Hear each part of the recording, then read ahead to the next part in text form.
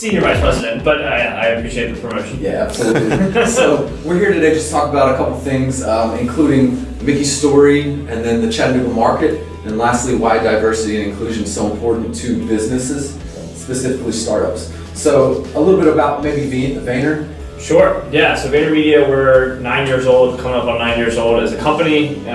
We are a digital-first advertising, marketing, media agency. We headquartered in New York. We have offices in LA, London, and here in Chattanooga. And so this office here is a satellite office of our New York team. So we've got like our client service team, our creative team, production here, but then we rely on New York for a lot of resources and things like that. And so our business model, we're probably primarily built for the Fortune 500. So we work with a lot of big businesses, big brands, kind of doing any type of kind of digital advertising, really. And we're primarily digital, but what our kind of thesis is that what we really ultimately care about is attention and consumers' attention. And so we kind of believe that the classic marketing funnel of like awareness, consideration, intent, purchase, that still makes a ton of sense and is a good model to kind of learn about marketing and kind of follow and map out like a campaign strategy. What we believe is that model assumes you're paying attention.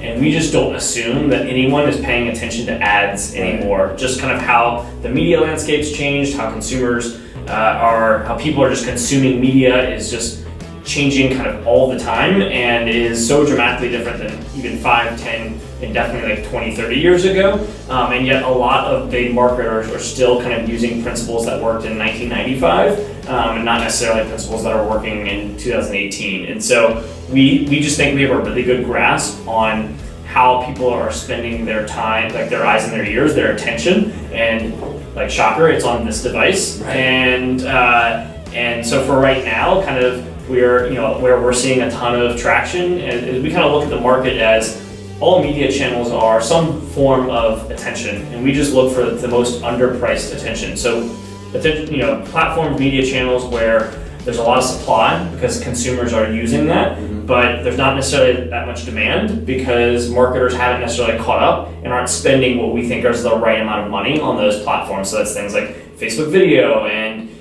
YouTube, YouTube and Google search, and Instagram influencers, or voice with like Alexa skills and like how that's coming. So we look at what's practical today, but always with an eye on what's emerging and where kind of consumer attention is heading next. Just understanding that 80%, it's some huge number, 80% of marketing dollars are still spent on TV.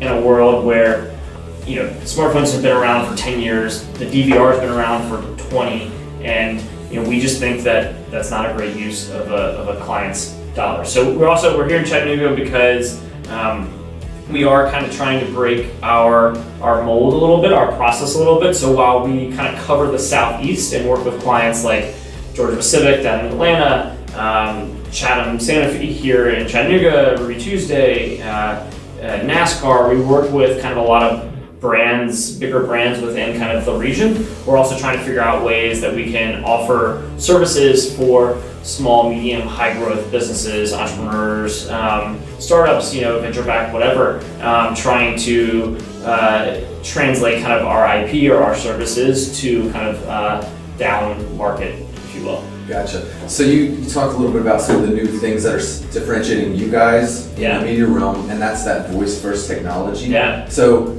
how did you guys uncover that, and what do you think the future of that specific entity is? Yeah, I mean, we look at data, right? So there's an amazing amount of data about how many like searches are happening across all platforms via voice, and it's I want to say it's somewhere in like the 15, 20, 25% range now and growing. And so and you look at like the sales of Amazon Alexa or Google Home or Apple Pod, like when that comes, all those different things, like the market is going there. But then you also look at things like podcasting. So we're calling it voice because audio, like there's really only 3 forms of content that exist, right? There's audio, video, and written.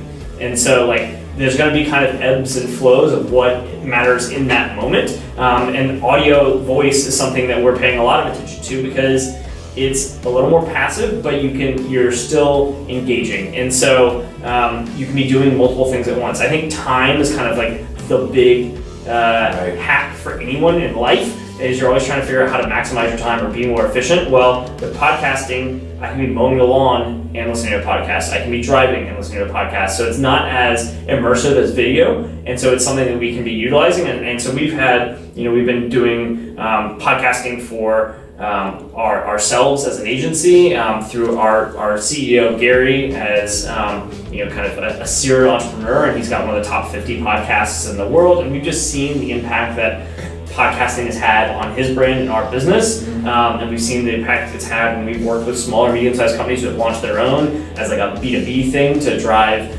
customers or sales or lead gen or whatever, and we've just seen that have an impact, and it's something that maybe bigger corporations or bigger brands aren't necessarily thinking about because maybe it's not at scale yet. And if you're some of these big companies, you're trying to reach as many people as possible because everyone buys soap, everyone buys toothpaste or whatever. Right. And a lot of those brands are super established and have already good brand awareness. You're just trying to convince them to either maybe steal market share from a competitor or things like that. So they're always looking for big mass reach and mass scale. We just know that in 2, 3, 4 years, voice is going to be at scale, whether that's through podcasting, through Amazon and the skills development and where AI is going in kind of the digital assistant world. So it's something that over the past, I would say 2-3 years, we've been paying a ton of attention to, and Gary, our CEO, and we as an agency have gotten really noisy about in the past year. We hired someone 2.5-3 years ago to kind of come be the head of Vayner Smart, and Smart is just anything AI related or anything connected devices and things like that, just something that takes advantage of the Internet of Things. We quickly kind of saw that the traction took off with Alexa skills development. So that's like the basic entry level in there, but we know way more is coming. And so we actually are doing a conference in New York this May called VoiceCon. It's going to cover, be a full day, just kind of with panels and guest speakers and kind of lots of things going on there. So we're putting a lot of eggs in that basket because we know it's where kind of consumer attention is not only here today, but it's going because of the opportunity over the next couple of years. Yeah, that makes a lot of sense. You kind of mentioned, so again, you guys are a satellite branch of the New York operations. Sure. Yep. So how did you guys choose Chattanooga, and what makes Chattanooga special? It's random. You got Atlanta, you have a lot of cities in Florida. Yep. So why Chattanooga? Yeah, so we, it starts where we were looking for an office off the coast. So we had New York as the headquarters, LA is kind of the head of our West Coast operations. Those are hubs. We've got all of the resources. They're kind of self-sufficient in that way.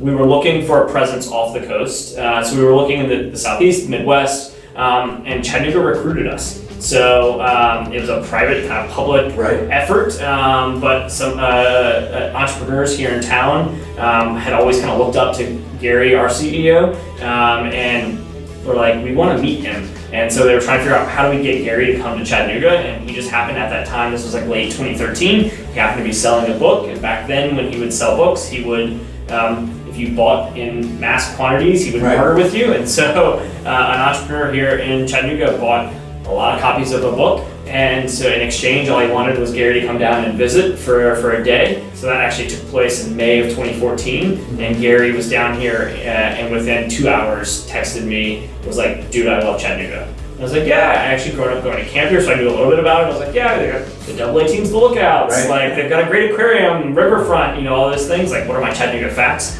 And he's like, would you move here? Because at the time I was talking about like taking on that initiative of kind of having our off the coast office, and I was like, yeah, I'd love to go check it out. I haven't been there since the 90s. And he was like, cool, we'll set it up. And so then, I came down with my wife a couple months later, and they rolled out the red carpet. I mean, I was meeting with every kind of entrepreneur here in town that was part of like the innovation district. They had just announced, and we're kind of developing that. Marketing and media agencies that were here in town, the mayor. So I mean, like literally, like they spent a weekend kind of showing us around, and I think that's one of Chattanooga's unique things. It's both a challenge and an opportunity. Is that like, yes, we're a mid-sized city that is trying to compete and kind of showcase what we can offer to the entrepreneurial scene, the startup, venture capital, to tech companies, and we're never going to be Silicon Valley. We might not ever be Austin, But what we do offer is, there's the highest, there's the gig, right? Like we've got EBP and the highest, fastest internet in the Western Hemisphere. So we've got like a unique infrastructure that allows us to test things and do things that other cities just can't do. We kind of worked with the 10 Gig Festival, which was last October, which was an esports festival kind of tournament here. It was the first time they'd ever had, I want to say 100 devices and 100 players of this one game going on at the same time. That had never happened before because they didn't have the bandwidth and the infrastructure to do that. Right. So those types of things can be done in Chattanooga as this living laboratory of kind of infrastructure. But there's the challenge is that we're still a growing mid-sized city and it's tough to get here, right? There's 5 gates at our airport, it's a little bit, and we're in between, there's a big hub down in Atlanta, there's, a hub over in Charlotte. I mean, we just, Delta just put in a flight to LaGuardia, which is huge. Now we've got a LaGuardia flight, we've got a Newark flight, all of these things have happened in the past couple of years. But if you can get someone here, you can pretty quickly see why there's a lot of energy and there's a lot of opportunity here, not just from the people and kind of the collaboration that you see between the public and private institutions that are kind of and people that make up those institutions here in town, but you've also your 10-15 minutes from world-class rock climbing and hiking and paddleboarding or whatever you want to do. You kind of get sucked in by the beauty and the geography and everything like that. And so I think that's it's one of the challenges that we often people in the community talk about is how do we bring people here? How do we show them that this is a great opportunity, that businesses can be built here, they can be serviced here, they can work out of Chattanooga. And a lot of times it's just getting them here and kind of showcasing that infrastructure, showcasing the people, showcasing how beautiful it is, and that it's somewhere between a 5 and a 20-minute commute for most people to kind of get into downtown Chattanooga. Right, and then I'm assuming you saved a lot of money from living in the New York to Chattanooga. Yeah, so the cost of living cost of living for employees is, they can sell you the no state income tax and all these different things that are going to get people here. Our office operations are a lot cheaper than 2 stories in a 100-story building in New York, which is kind of where our headquarters is. Mm-hmm. Our rent is a lot less expensive than obviously markets like New York and LA, but I would imagine way less expensive than even in Atlanta or Nashville. Yeah, for sure. And just with our startup company, it's evident that there's a huge community push for innovation and entrepreneurialism and just developing. Yep. So how does that translate? Because what we are trying to do is bring in international talent to the city of Chattanooga currently. Yep. We're eventually going to expand, but we want to bring them here because, like you said, there's a lot of great things that no one really knows about. It's kind of a hidden gem. You just got back from Austin, Texas. Yep. Austin is known for the same type, but on a bigger scale. Sure. Is there any parallel? Do you hear rumblings from the people in Austin about Chattanooga? Is there a? So I've actually met in the past 4 months. I've met 2 different people who have moved from Austin to Chattanooga. So there's I think Austin's a great town. My sister lives there. My brother-in-law lives there. Their family's there, and I go to South by pretty consistently for the interactive portion. And so they've hit such boom and growth. I mean, I think it's one of the top fastest growing cities and has been for the past 5 years. But they've got real tech talent there, and there's real companies that have made real exits there, and so it's a great city, and there's a lot that still the state income tax thing with Texas and all that kind of stuff is all there.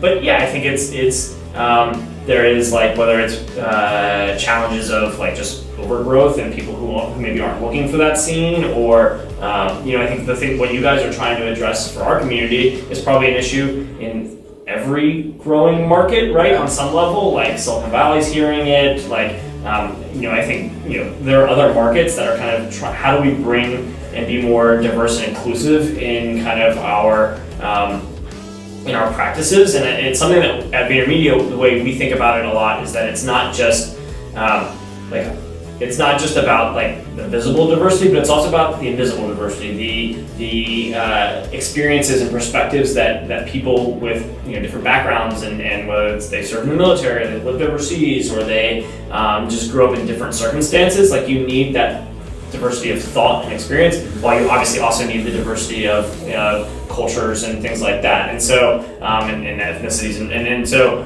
I think it's something we are super passionate about as an organization, and it's something that I think we're obviously looking for, as an organization, looking for the best talent, and we're also and the best talent often is the most diverse talent, because you're bringing in different perspectives to your organization. And I think that's if you just have people who have all the same background and experiences,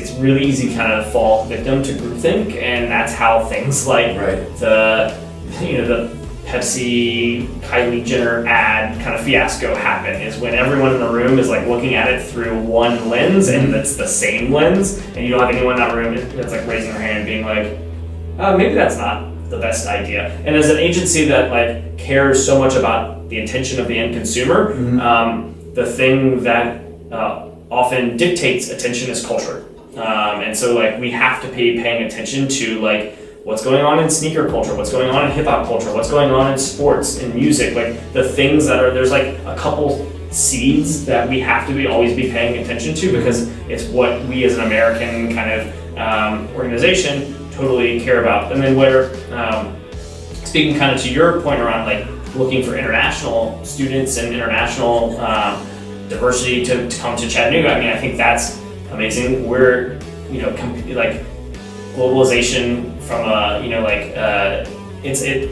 obviously technology, apps, things that start in America go, out into the rest of the world. The reverse is true as well. Right. Spotify started in Europe, came here. There's things like that, and it's also, like QR codes are a big deal in other markets in the world, whereas like they never really took off here in America. They fizzled, like they had a pop in like 2010, 11, 12, 13, but like never were mass adopted. But they're huge in other places. So where voice might be something that's like starting in the US, and it might go to other cultures around the world, like there's definitely things that we need to be looking at and understanding, just to understand kind of the consumer behavior and their different journeys for whatever products or brands we're working on. Awesome. Again, I really appreciate you taking time with us. Of course. I know we've hit our mark. Yeah. But again, Mickey, VaynerMedia, we really appreciate everything that you guys have done and let us kind of get our ground and started networking and growing. And we're super excited about what you guys are doing, and we think it's needed for this community. And then I also think it's going to be one of those things, like you said, we'll start here, hopefully grow and beyond, and it'll be a good another good story for Chattanooga. Awesome. Well, that's all we got. Thanks, man. Thanks, man.